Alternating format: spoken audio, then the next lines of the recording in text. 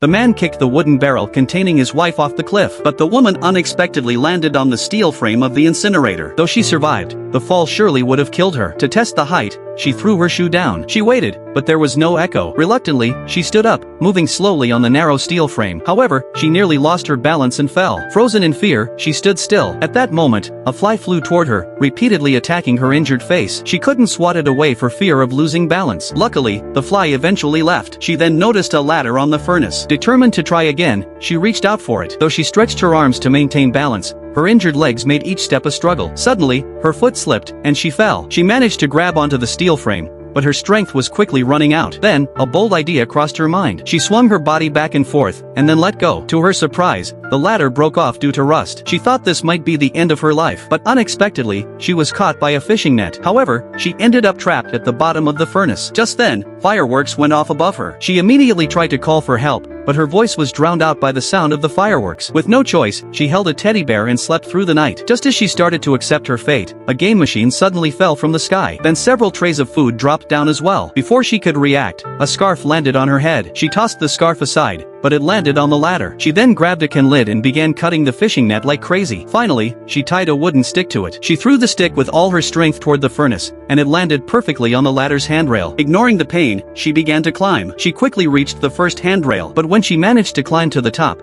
she realized there was no ladder above her. She had no choice but to move along the wall to reach a place with a ladder. However, the steps were very narrow. If she wasn't careful, she might fall. Luckily, with incredible determination, she finally reached the top of the furnace just before nightfall. Exhausted, she reached for the last handrail, but just as she grabbed it, she lost all strength. At the last moment, a hand reached out and grabbed her. It turned out that since her disappearance, her friends had been searching for her. She was finally rescued. She revealed that her husband had murdered her, and he was ultimately brought to justice.